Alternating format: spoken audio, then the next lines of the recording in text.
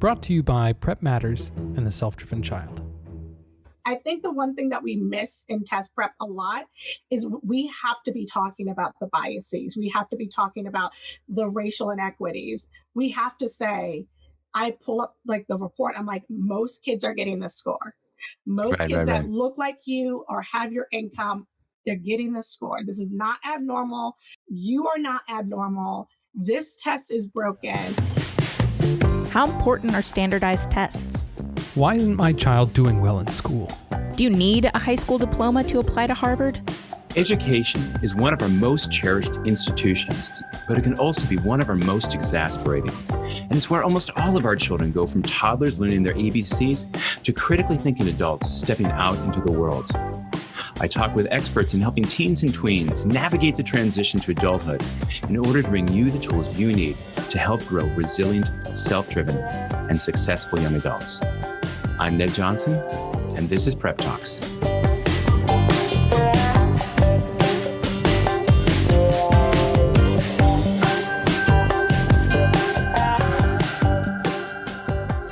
Our guest today is Jenn Jesse, aka Jenn The Tutor. She's a lawyer, tutor, mentor, and activist with one foot squarely inside the academic world and the other out, working within the systems that students are in while also working to improve, reform, and change those systems. To wit, while helping under-resourced kids excel on college entrance exams, Jenn is a test-blind and test-optional advocate. Her mother, a former school principal, Jenn knows schools and school systems better than most of us. Jenn holds her BA in political science and a BS in sociology from Virginia Tech. And just because she could, she also completed a history major while graduating summa cum laude and is a member of Phi Beta Kappa, underachiever. A law school grad of the University of Virginia School of Law, Jenn is a member of the Virginia State Bar Association. A sought-after expert on standardized tests and the issues surrounding the issues of those tests, Jenn and her students have been featured in the Washington Post, NPR, Oprah Magazine, Forbes, the Wall Street Journal, and many others. Jenn, thanks so much for joining me. I mean, I sound so impressive. You are so... and my mother is also on the school board, so I am second generation overachiever. So that's forever an educator, right? Forever an educator. And I think for me, I pushed away against it because I was like, okay, I'm just going to go be a lawyer because the civil rights movement is over. I can't go march, which I thought at the time the civil rights movement was over.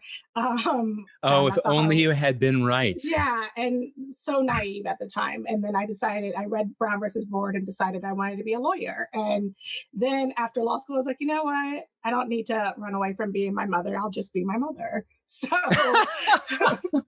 that's how we ended up here. So yeah, but I've watched her essentially do almost every single level of education. And then I started in special education after law school. So it's been a very fun journey. I love that. One of the things I'd love to talk about, I know we're going to go deep on talking about standardized tests, since you and I both live in that world. But before sort of sullying ourselves with those things, I'd love to sort of take a broader scope and talk about, two things. Well, to begin with, the challenges of working within a system to help kids, where they are with what they've got to face, while also working on the systems and knowing that they're all sort of systemic issues that are deserving of changes. Yeah, I think when I started my test prep career, so I started under No Child Left Behind, which I'm very worried that we're about to go back to that model of after school tutoring and essentially, I was not qualified. I mean, I had a law degree, I had a history degree, I didn't have a history degree, I have a sociology degree, I have a political science degree, I have a history major. I refused to pay for the additional cost of a third degree. And I started with just going into schools completely unqualified, untrained, and delivering educational services. And while I tried to do my best, I did not feel like I was doing the best work of my career like I am probably now. I didn't have any training, I didn't have any background. So when I started doing... And was that common of your colleagues? Was that a generalized experience? I was probably had more degrees than most. And it was just random people being hired under No Child Left Behind. And I do worry about these new tutoring models that are going to pop up after the pandemic and where that's going to lead. So I do worry about that. But I don't think, and I saw the inequities there. They were very evident in that space because we were going to schools that just weren't performing well. But I did not see the inequities in SAT and ACT initially because I was working as an SAT and ACT tutor.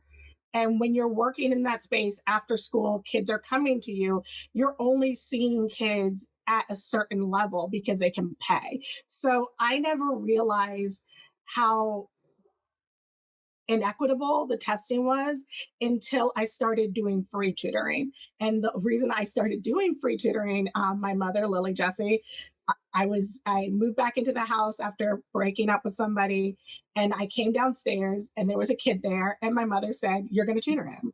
And that's how I started doing free tutoring. Hashtag leadership. Yeah. And she's like, "You're going to tutor him." I knew at that point, there's no point of arguing with my mother. So I said, "Come back tomorrow, I'll tutor you." And so he comes back with somebody else. And I said, "Who are you?" And they go, and he's like, "Well, he said that he was going to get free tutoring." So I figured I would get free tutoring. And then they couldn't make it to my house all the time. So I said, "I'll show up at the school."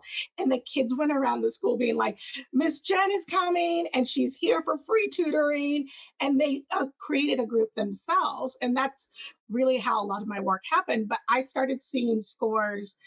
I mean, when I was doing private tutoring, I was seeing scores maybe 1,000, a 900 was rare, right? When I started doing free tutoring, I started seeing 800s. I started seeing kids at 15s, and like people would start referring people. And I would just ask, why, what were you planning on doing if we didn't have free tutoring? And they just said, "Not go to college." And when, as you know, if somebody's getting a 15, a 16, they're just not taking the test right.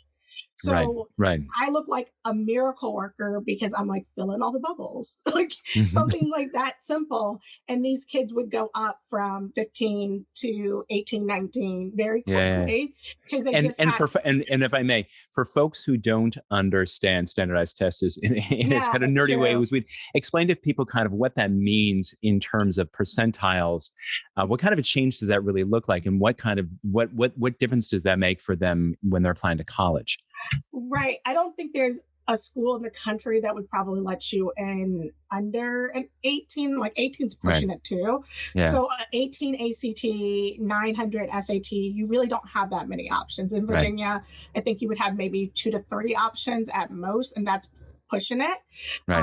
So I would get them to 1,000 or sometimes I would have kids go from, my recent kid went from a 15 to a 20. And that's just basic prep. And that means that kid was not going to college or didn't feel eligible for college, looked at their score, looked at, the average score for SAT, the 25th percentile, the 75th percentile, recognized that they were not eligible, and then opted out. And what I noticed with my affluent clients, and you and I both worked with both, is affluent clients, when they have an SAT and ACT that's low, they're like, "Okay, let's pay for tutoring. And then let's maybe adjust the list." Like that's the normal calculation. With my students who are not having access to tutoring or don't even think that, when they read online, okay, you can only go up 2 to 3 points, and you're at like a 14 or a 15, you're like, well, that's not going to really get me into college. So you're like, there's no point, right? If I'm going up 2 to 3 points if I'm at 2, then I'm at a 17, at 3, I'm at an 18 for ACT. That's really not going to help me get into college. So they opt out themselves. So the difference between a student that is under-resourced and a student that is not is that student is adjusting the list that is not under-resourced, and the students that are lower, they're just not going. So this argument that we see a lot in the test optional space, well, the essay is a barrier. Well, college letters recommendations a barrier. That is all true. And I would burn down the system without hesitation if you gave me a match. But the number one thing is these kids are not going into the pile at all at certain levels. And if we don't make an adjustment, you're not going to see them show up. And they don't tell their counselors, they don't tell their parents. They're just like, oh, I'm just not going to college. I think I'm going to focus on a trade. So they mentally recalculate what their options are. So can I stop and repeat that back? So I'm clear on this. Because these scores have power that arguably they shouldn't. And when kids score low enough and get the message that they're not college ready, and they see it on the report, and and we should point this out to folks, there are benchmarks, and this probably goes back to your early history, Jenn, of the No Child Left Behind. One of the things that the College Board and ACT did for this battle for market share was to convince state school systems to use one of those two exams as a high school exit exam, much like in Virginia, there's the standards of learning. And so to have this be a tool, not for individual students, but for school systems to say, where are our kids doing? The ACT would say, here's the number that says you're college ready. Yeah. And so what you're saying is when kids would see, I got a 15, it says not college ready, they would believe that, and they would never even apply to college to see whether colleges thought they were college ready. Well, they know that test prep is not normalized in certain cultures. Like it's normalized for me, right? It's normalized for you. It's normalized in certain schools. But even in schools, I would have kids come in and be like they would only be there because their parents told them to be there, or I never saw anything below an 18 when I was in private. And I was at schools where that should have been common. So I was at under-resourced schools in our area. The average score was below that. So I wasn't seeing 50% of the population. That's just the truth, because they knew that. But I also think, I work with mostly Black and Hispanic Latinx populations, and they already feel outsider. Right. So when they see that message of not college ready, it's just another indication to them. Oh, the one thing I hear a lot is, I thought I was smart. Right. Now I must not be as smart as I thought. Right. And it's playing into their own internal narratives. And so even I normally get people for the free group because somebody did it. And then somebody else is like, listen, I know that you don't want to prep, because they might talk among each other. A lot of times they hide their scores, but they say, I know that you might not want to go to prep, but I did it and I was at a 15. And like that, they can have the honest conversations. I can't. And then they put me in contact, and I say, just give me 1 or 2 sessions. Just give me one or two sessions. Yeah. And let's just see. And if you don't feel good after these 1 or 2 sessions, and I always start, if I'm on the SAT, I give a very specific example. I always start with test 1, section 3, problem 7, the one with, the in terms of, and all of that, like interest rate problem. Right. I start with that, and I just break it down. And I'm like, I want you to know that the SAT is designed for you to fail, and let me prove to you how. And when they see that, they're like, oh, it's not just me. And I think the one thing that we miss in test prep a lot is we have to be talking about the biases. We have to be talking about the racial inequities. We have to say, I pull up the report. I'm like, most kids are getting this score. Most kids that look like you or have your income, they're getting this score. This is not abnormal. You are not abnormal. This test is broken. And I just show them different ways that the test is broken and how every answer is designed to trick them in order to get them to trust me. And that's the only goal, is to get them to trust me. And then a lot of times moving them from the SAT to the ACT, because the SAT here is so normalized. We use calculators for most of our curriculum. So I can't go in without a calculator, or the grid in section where you have to write it in. That's not really going to work for most students. So having them look at the SAT and the ACT, be like, do you see how this is more simple? And also, you don't have to do all these problems. You have to give them the tools to be the own. I always say, people are like, oh my God, you saved Now, my kids can save themselves. They just need the right resources. And so, I love that. I mean, that's, when you sort of think about kids going through the process, if they feel like they constantly have to be saved rather than they have the tools now that you've, empowered them to be able to save themselves, it's a remarkably different outcome. mhm, yeah. And I think they just have to know that this test was designed for you to fail twice, three times at most, Yeah. right? Maybe four.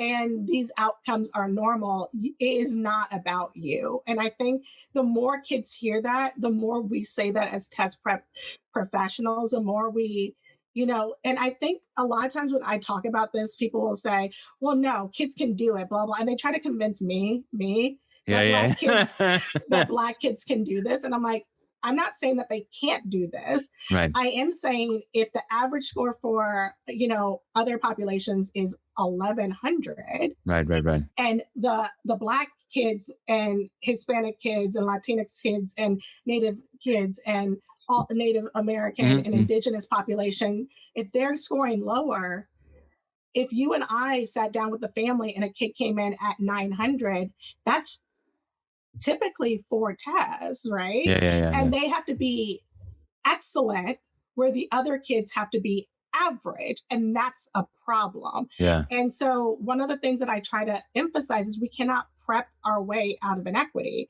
We just cannot. We have to say, our students deserve to have the driver's seat in their admissions and therefore should have options. Optional means options to say this test represents me or this test doesn't, or go to a school that says we don't believe that test represents anybody. So it gives students options in the same way for AP classes. They can decide AP tests. They can decide. I just want my students to have options, and that's it. I'm going to circle back because I want to just fill out a couple points for people who are listening. For the ACT, which people on the East Coast kind of know more, the SAT, the national average is right around a 20. And so, and a score of 15 is what, like 20th percentile thereabouts. And so if Jenn can explain, like, gosh, those last 10 questions that you just didn't have time to answer, okay, that's right, but fill them in because you're going to guess 2 or 3 of them right. Because these tests are, for better, well, okay, for worse, are based on creating a bell curve distribution. A few questions can move things a few points, and going from a 15 on an ACT to an 18 or 19 on the is moving from 20th percentile to 40th or getting close to 50th percentile, and it makes a world of difference. And what's interesting, of course, with college admissions is that they know the scores, but they don't really know what you know. I mean, I can manipulate a test in a day at this point. Yeah. And it comes down to population and cultural responsiveness, right? Because for me, I find that a lot of English as second language learners, the SAT is too jargon heavy, right? So moving them to the ACT, but then also it's a lot going on with the ACT. So you have to manage the stress and you have to manage the emotions. But I think the one thing that we don't talk about, we do talk about how it impacts the Hispanic population. We talk about the Latinx population. We talk about the indigenous population, Alaskan population. We talk about the Black population. We don't talk about how this test robs everybody of their time. I think about my students who are affluent, live behind gates. I've gotten to know like the country clubs and things like that.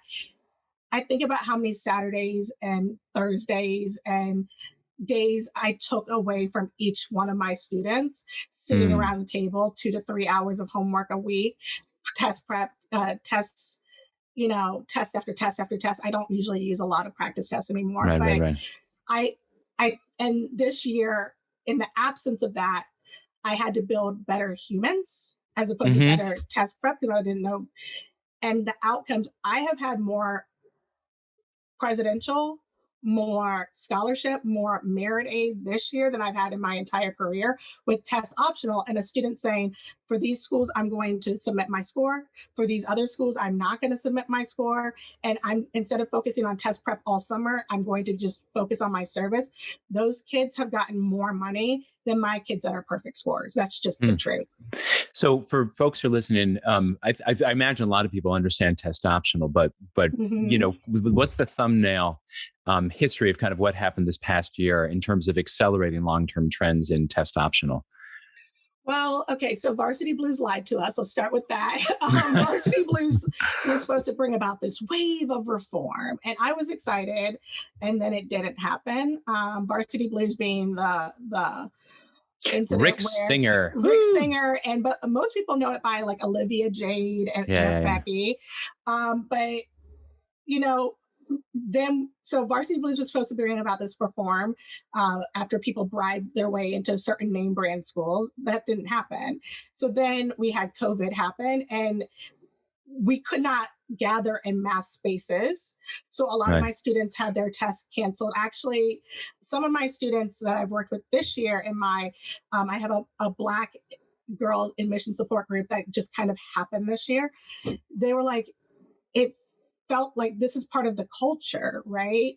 We take the test. Right. We've been leading up to this point. It's something off the checkbox. And if you're telling me they didn't believe the colleges, and I think this is a byproduct of living in this fake news era, that the colleges were saying, test optional means optional. And that means that you don't have to submit a score. If you have a score and you like that score, submit it. That's optional. But if not, you can choose to move forward without it. One of my students said to me, so you're telling me it's been important for the last however many years, but all of a sudden you can do your job without it? How am I supposed to believe that, right? Right. But she didn't have a choice at one point because her test got canceled. She was cut for space reasons. She didn't have a choice. And she was like, I'm not going to push my application out and forego early admissions. Right. I have to, I'm not comfortable, but I have to move forward. Right. So optional, to get back to what's the soundbite for optional? Optional for me needs to be reframed to say, just like you do AP and you decide what AP courses to take, you decide what, dual enrollment courses to take, IB courses to take, rigorous courses, honors, not honors. You also have the option to say, this score doesn't represent me. What optional is presented as is pity, like, oh, if you can't do it, you can't be rigorous, you can't. That's not what it is. It's just puts you in the driver's seat of your application to say, let me pick the best things that are going to represent me. Just like you're not telling certain stories in your essay, you can also not tell a story with your standardized test. We had Akil Bello on last summer. So for folks to know, Akil Bello was also and has been a long time test prep guy in New York. Just brilliant working with kids, and incredibly interesting to follow on Twitter. And also works for a group called Fair Test, which is a nonprofit organization committed to the reformation / diminution. That's the right word. Making smaller the role that standardized tests play. And his point was use different examples, but exactly the same as yours, Jenn. That he's like, look, lacrosse is optional, and debate club is optional, and ballet is optional. And if these are things that show strength, great. If you're great at, particularly for kids who are, maybe great at standardized tests relative to what they did in ninth grade, awesome. But for all the people who've been just killing it all the way through school, and this test for reasons mostly bad, but good, if they don't align, then don't show it, right?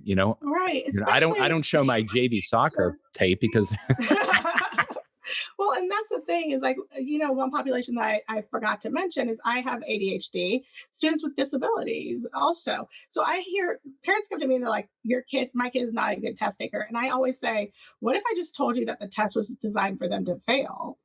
It's not that your kid is not a good test taker. It's that this test is designed for any kid. It's designed for you not to get the best outcome the first time. That's true for every student. Most students do not get the best outcome on their first test. It usually takes 2 to 3. But for a certain population, it hits a little bit harder. So it's not that your kid is broken. It's that your kid just needs opportunity to show. something you've heard, and I'm sure makes you want to throw someone or something out the window, and I've heard the same thing, is, well, okay, that's great, Jen, but don't we need a standardized test? Don't we need a standardized objective way, I'm putting air quotes around the word objective, to evaluate kids and compare kids, one versus the other? We don't have this parent trap situation that everybody pretends that happens. Like, we don't have this Lindsay Lohan, one's living in London, one's living in New York. I forgot, no, California. I just want to I'll trust you on it. Yeah, it's California. We don't have this one, we don't have these kids are the same. And we don't judge them the same in any other area. We don't judge their essays the same. We don't judge, like, when we look at their GPAs, we don't judge the GPAs the same, because is your poetry better than my football skills too? Right. But like, even when you talk to admissions professionals, they say, we know the trends for this particular school. We look at the school profile. A school profile is made for almost every school in the country. I don't know a school that doesn't have one. The schools set the profile, they show like the data, whatever. So everything is made within context, right? So why would we need something objective when everything else is not objective and it's fine? But also, if these people are telling us, these admissions officers are telling us, I could do this process without the test this year, then that means that they've been doing it 4 years before. But I think the thing is like, one of the things that I set out to answer when I was interviewing people, admissions officers and things like that, is where do you use the test? And I think that's the question parents need to ask. At what stage do you use the test? Because I thought it was used at the end. That's what test prep has taught us. It's used at the end to say Johnny or Sarah. Actually, let's make it Sarah or Sarah. There just happens to be two people. They both play the oboe. It's always the oboe. They both play the oboe. They both go to debate practice. They both have the same life. They both have two parents. They both have the same income. They both, they're both the same race. They just happen to be living in the same different parts. And it comes down to one factor, the SAT and the ACT. And it's 1530 or it's 1520. And obviously Sarah wins because she's a 1530. I've heard of some schools that are doing that. And the best way for parents to figure that out is to ask them, when you use an SAT or ACT, at what stage do you use it? Do you use it most schools are using it at the early stage to say, okay, we're looking at the GPA. Cool, check. Good, you got it. We're looking at the SAT, ACT. It's not out of the range. Fine. And then I've heard from a lot of people, we don't go back after that. There are some people who are small liberal arts colleges that say, yeah, I can go back one more time. But it also comes down to institutional priorities. How do we think that these legacies are getting in? Do you think that a legacy is coming in with a low SAT score and then just getting pulled out of the pile early? No, they're not, right? Like athletes, donors' children, political children, the children of politicians, anybody who's an institutional priority, people from Wyoming. It could be random things that are institutional priorities. And those you have to just ask. And what I tell parents is, don't just ask one person. Ask another person. Does that line up with the other person? And then ask a third person in an admissions team. Talk to multiple people, and then talk to other schools, and you'll hear the same narrative. And the schools that are really heavy test reliant, like people love to say, Georgetown, 93% of their admitted class had test scores. Right. Georgetown is Georgetown. Thanks for letting us know that Georgetown likes test scores. Everything that they sent indicated that they like test scores. They were emailing students back to say, please submit your test scores. Right. So we know who Georgetown is. If your kid is not a good test taker, don't apply to Georgetown, or apply and just take a risk and see what happens, right? I want to go back to something you said as well. When you said, a lot of these students, your students, and some of my students as well, we can build on the skills and get them to another skill level, right? There was an article today. It was by Julie Park. It's Test Prep Isn't the Answer. And it was brilliant. It goes into the new Caltech test prep or test-free movement at Caltech. And then also, how test prep is not always effective, right? Right.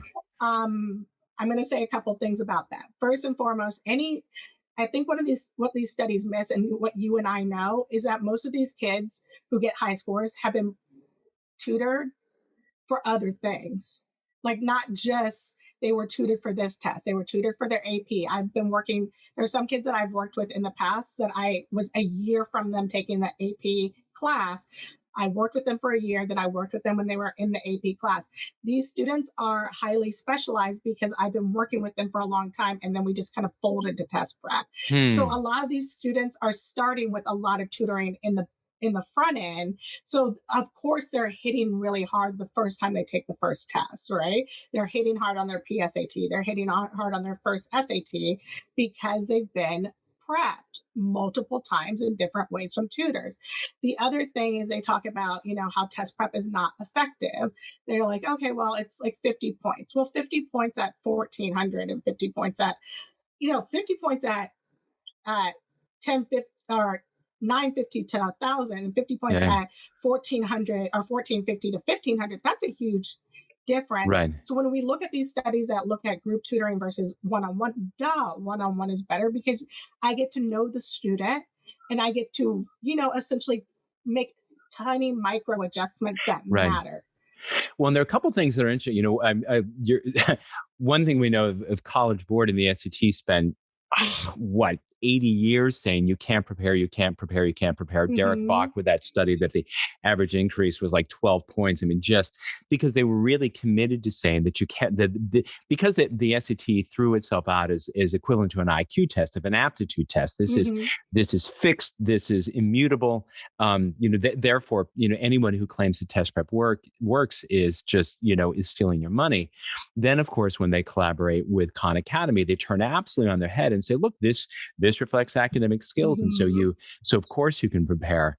I know that ACT had that big meta study where they found that the only helpful and certainly the most helpful preparation was one-on-one.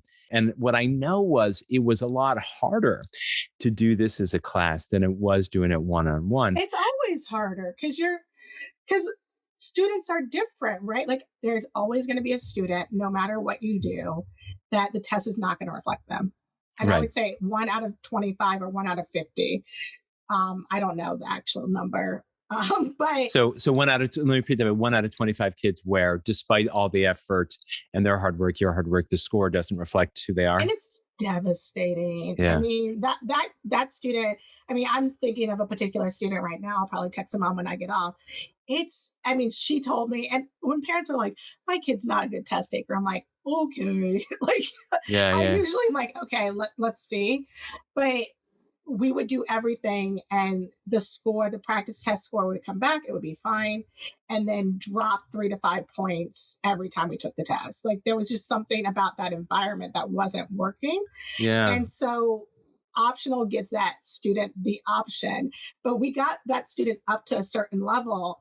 And I remember the recruiter sent me, it was a recruiter sent me something back and said, we need a letter saying that they can do it. And I was like, I'm sorry, it's the difference between 18 and maybe 20. Do you actually think that there's an academic difference between a child that's 18 and 20? I wrote this long, fluffy letter that I did not even believe in, because I was like, I know the kid's prepared because it's just this one instance, right? Yeah. And what I was going to say, one of the things that I always reflect on, because you may mention this before, that kids can look at a score and be like, yeah, I thought I was so much smarter than this.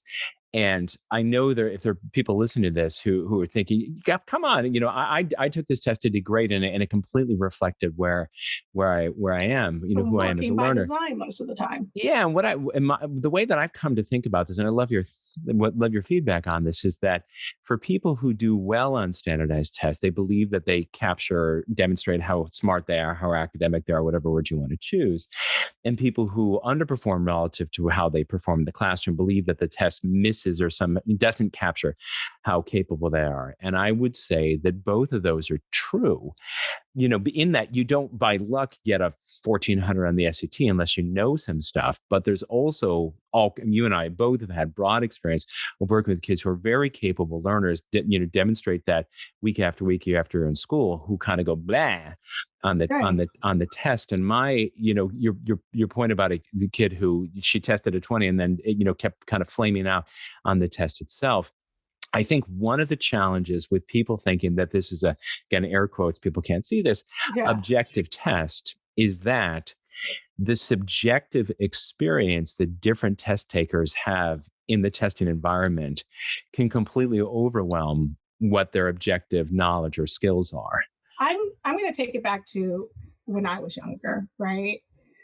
I was in a school, I was very lucky because our school, our IB program, when it started, I started with AP and then they started IB at our school, and they made an intentional commitment to be diverse. Like they just really did a great job, and they still do it.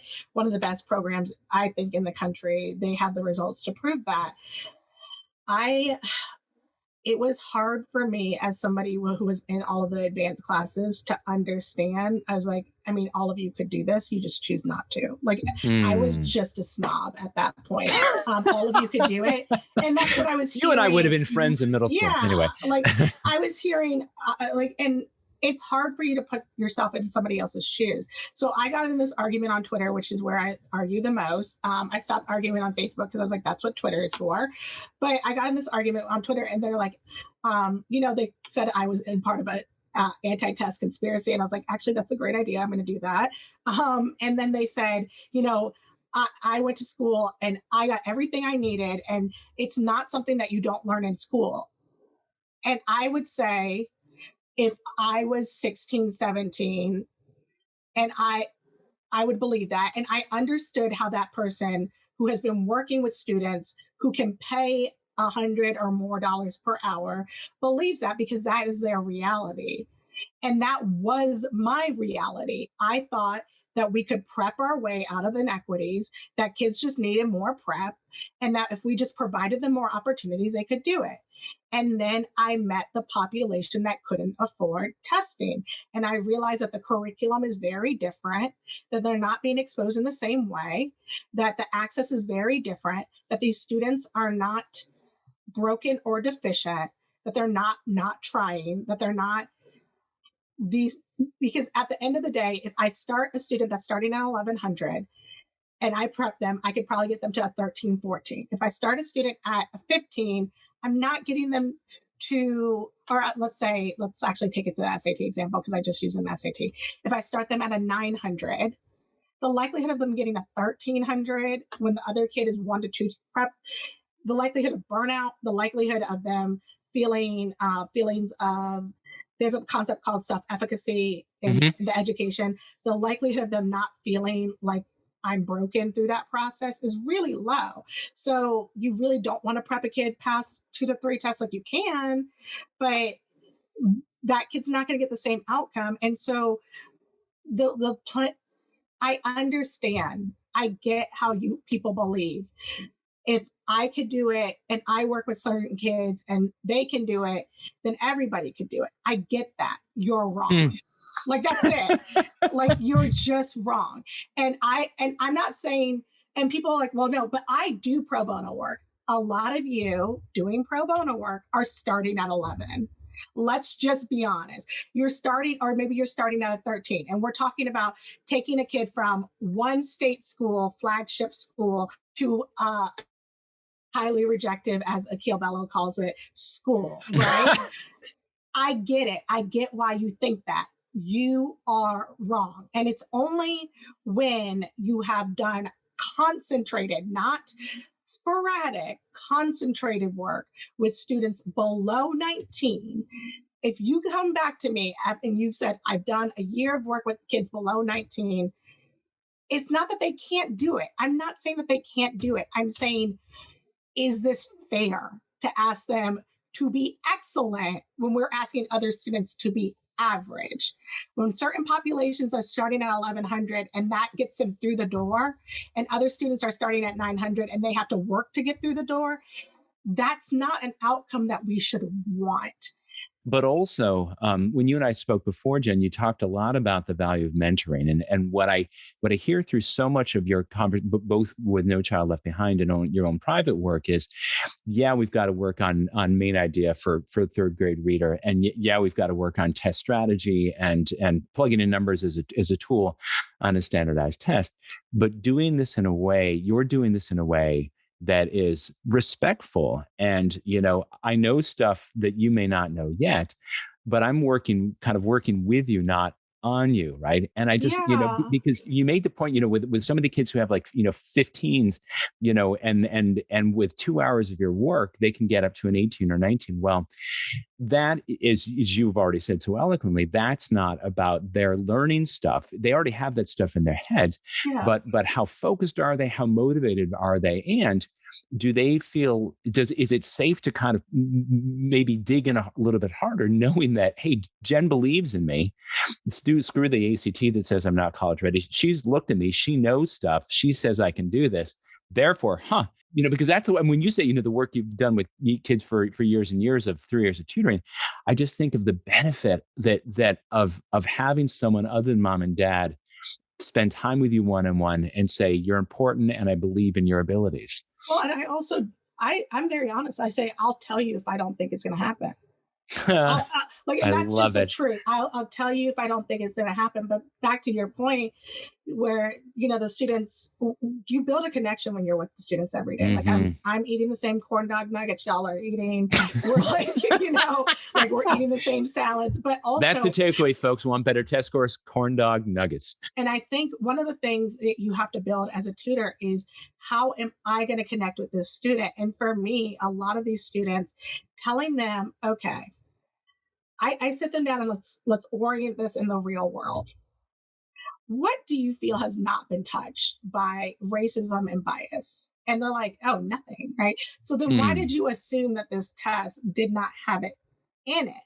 And I said, we can overcome racism, we can overcome bias. We shouldn't have to. And I make that very clear from the start. I don't believe that this is what you deserve. I don't believe that this is the world that we should be creating, but this is the world that we have. So we have to get through it together. And when they get something wrong, I always affirm, like I'll start a question. And when I'm doing the question, I'm like, now this is going to be tricky and you're going to see some trick answers. So I help them eliminate early and then let's solve. And as you're solving, I want you to keep eliminating, because I want you to know that this is a Hunger Games and they have created things to pull you away at every point. So then you have to say to yourself, okay, this is obviously a trick. Okay, they gave me this information. It's not helpful.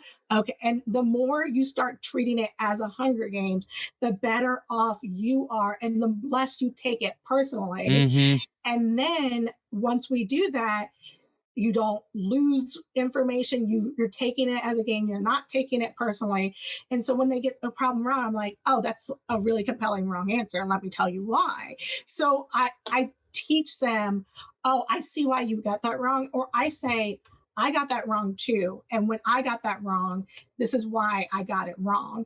So I think we have to do a good job of explaining. And this is not just, I think sometimes people think I'm only talking about, Black and brown students. I'm only talking about students with disabilities. I'm not. You need to teach every kid that this test was designed for you to fail. And these are the things that could make you successful. But I tell my students, it's my job to figure out if this test is going to represent you. It is not my job to prep you. It's my job to make you feel confident. It is my job to make you feel in a good position. And if we've had 2 to 3 tests where you felt in a good position and you don't get the results, it's my job to create more options for you. I tell parents, I don't do guarantees. My job is not to get your kid a certain score.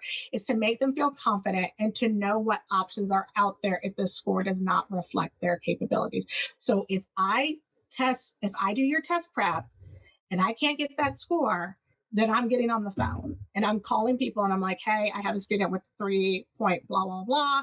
They don't have a good test score. It's my job to then position your student to feel confident in the admissions process. I love how sort of kid-centered that is. Yeah. A question for you. sort of almost finish the thought that the test is designed to kind of be tricky, right? Because they it's kind of the nature of standardized tests, quote unquote reasoning test. So folks might say, and I'd love your thought on this. This test is tricky for everyone, right? So where's the bias in this? And so I'd love for you to talk, if you can, a little bit about how is the experience different for historically marginalized kids? How is the test or the experience, or maybe the education generally, different for under-resourced kids? Knowing that those two things are separate, though they often, sadly overlap, and kids have challenges, in both directions. It's not a space that I live in as much as do some others, but the DEI work of diversity, equity, inclusion, that you said it so well, that idea that we want you here. It's not just, you fill a box that we have diverse. We have this many white people, this many Black people, this many high scores, this many low scores, but that you're included. You're an important part of this fabric of this community and this college or university, whether you have a good score or not.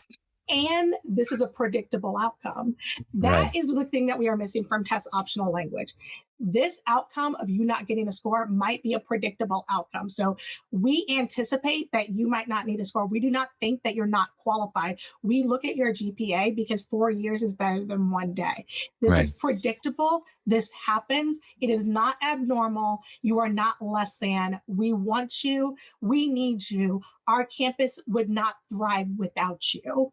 It's beautifully said. Let's just be honest. The question is this going to actually get me into college? Let's just stop. Let's stop with the BS. Let's actually just have the conversation that we need to have. Is this going to get me into college? And what I say is, if your kid is not a good test taker, then don't send them to a school that relies on tests a lot. Right. Send them to a school that doesn't rely on it. You could get, and you and I have both been in this situation. I know this without even saying it. You can get a perfect score on the SAT and still not get into Harvard, still not get into Yale. The pursuit of perfection, what we're really saying is, I am scared. This process is not clear. I do not feel safe. And so you have to say, I could put you in a better position if I get you a 75 percentile, move our list to the schools that actually want you, and give you something to be working on that makes you feel joy, right? Like, it's not just pursuit of an admissions offer. It's not just pursuit. They become better people, and then they stop caring so much whether a college will accept them. And it's hard when our entire culture is centered around it, but we just need to do a better job telling students, become a good person. And then at the end of this process, let's see what school wants that person to make an impact on their campus. That's great. So I think we've solved test optional. We've figured out. I think we could just blow up the entire admission system and start over. Well, thank you for your time. And thank you. I particularly love the work that you're doing, helping kids know that they can do better, and that even if they don't get the score that they think they want or should, that there's still a place for them, in this college admissions process and in colleges in the world. And that, for all of us thinking through this process, we should all make kids feel wanted wherever it is that they show up, because that's really the secret sauce if they're making the most of that opportunity of education. I love the way you work with kids. Yeah. Well, I showed up on Virginia Tech's campus by accident, and I made as much of a difference as I could. So I try to make sure that the students that I'm working with have the same opportunity. I love it. Jenn, thanks for coming on and sharing your wisdom, the way you work with kids. There's such great lessons for all of our students, not just the ones lucky enough to work with you. Yeah, it's always a pleasure to talk to you.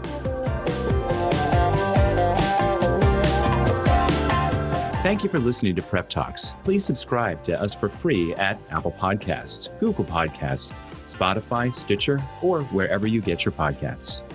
See you next time.